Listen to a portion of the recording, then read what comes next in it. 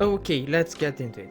So as GTA games on the PS3 and 360 you can play, and I'm going to put them in the order they were originally released, not in the order they were made available on the consoles. Okay, so the first game will be GTA Vice City. Okay, I was wrong in my first upload of the video. I forgot to mention GTA 3, so I'm going to put it in Japanese style with 0 and start the list with a 0 and then progress through all of the games. Thank you Black Bomb for your comment. I did indeed forget about GTA 3 on the PS3, which is a PS2 classic. I'm not going to review the game as it's a really popular one and it's not a game specifically made for the PS3. It's an official emulation you can buy off the PlayStation Store. It's a PS2 classic.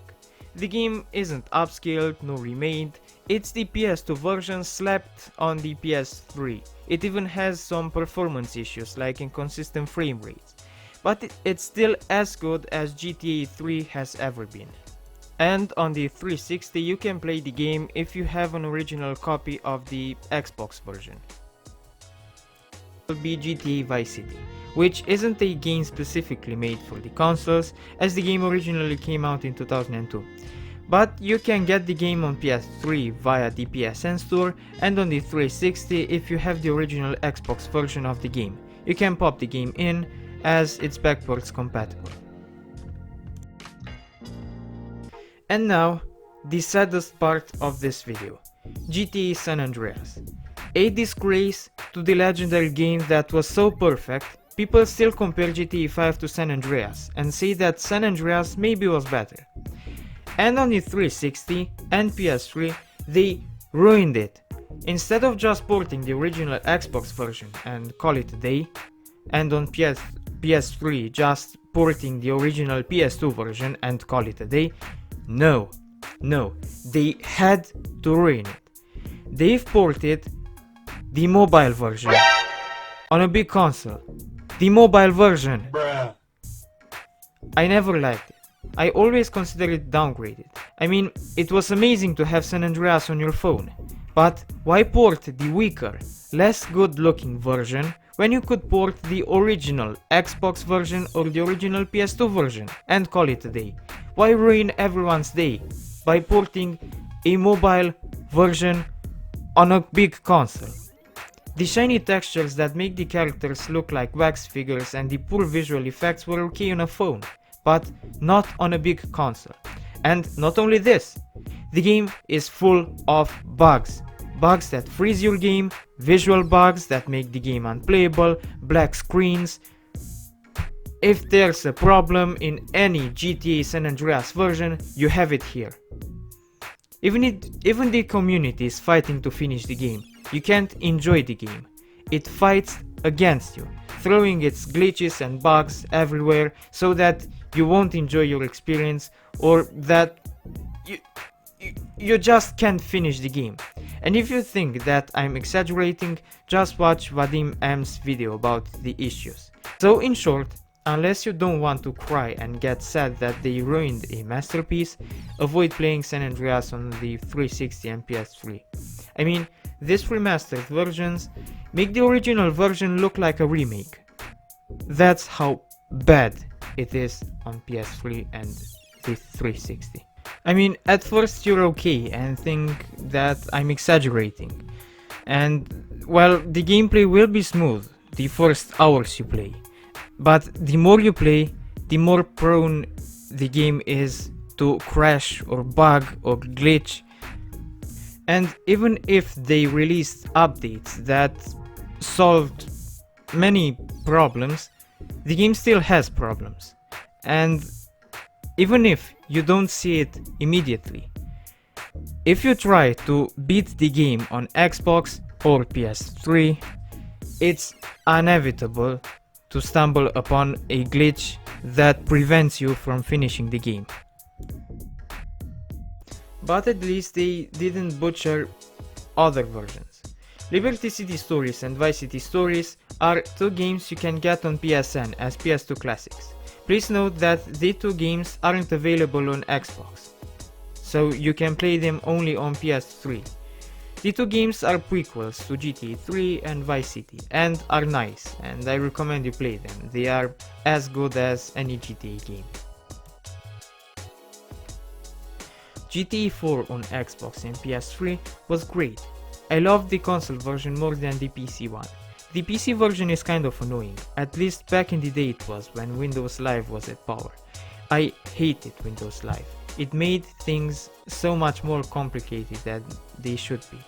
But on Xbox and PS3, I could finally enjoy the game. I haven't encountered that many bugs, except for the time when my Xbox decided to make my save game disappear, but luckily I had two other save games and I had to replay only 2 hours until I've got back to the point I was in the save game that my console lost. Oh, and another annoying thing was that in the mission when you needed a 4-door car, if you come with a 2-door car and start the mission, the game will spawn mostly 2-door cars, and you have to roam the city to find a car fitting for the mission, which is annoying. But overall, I prefer the game on console, way more than on PC. I have some ugly memories with the performance on PC, but here on console, the game puts you into the game faster and it makes the experience more straightforward. I know that on PC the game looks way better, and with a good PC the game runs smoother, but after so many bad experiences with Windows Live, I finally could enjoy GTA 4 by playing it on the Xbox 360. And GTA 4 has 2 downloadable contents, and these 2 games were also released on a single disc as a standalone pack. They aren't just some missions, they are like the 2 expansion packs in The Witcher 3, long and with lots of content.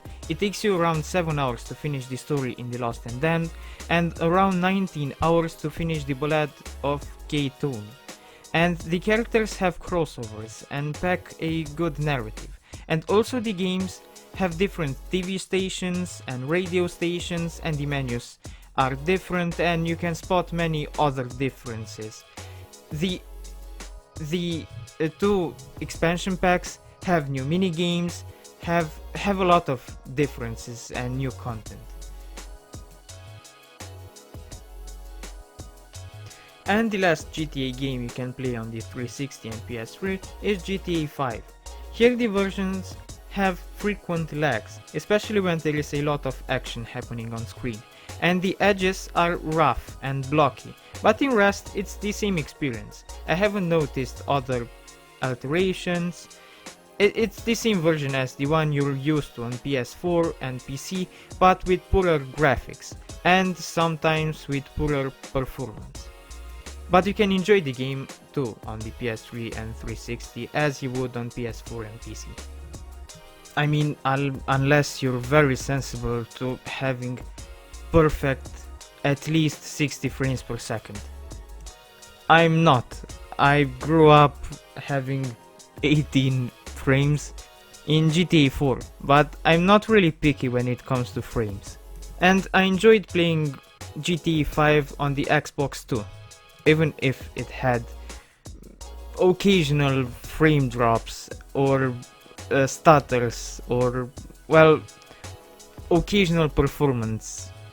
Not really issues, but you know, a tiny bit of lag, especially when you go very fast or there's too much happening on screen. But as I said, if you enjoyed the game on PS4 and PC, you are most probably going to enjoy the game here too on the 360 and PS3, as it's basically the same thing, but the graphics are a little bit more downgraded. Okay, I want to summarize an aspect. The only games worth playing on the 360 and PS3 are the GTA 4 games. They are the only GTA games that were specifically made for the 360 and PS3. And you can see that, because they are the only ones with barely any performance related problems. I mean, Vice City is a PS2 classics, so it's some sort of official emulation you can buy off the PlayStation Store, and the frame rate isn't the best. It's very playable, but it's far from being smooth. Same goes for the other PlayStation 2 ports, Liberty City Stories and Vice City Stories. GTA San Andreas is the mobile version played on a much more powerful device, the Xbox and PS3, and depending on the version you have, you can get an excruciating amount of bugs and glitches. And even if you don't encounter that many bugs or glitches, it's still sad to play the mobile version on a big console. You're better off playing the better looking PS2 or PC version.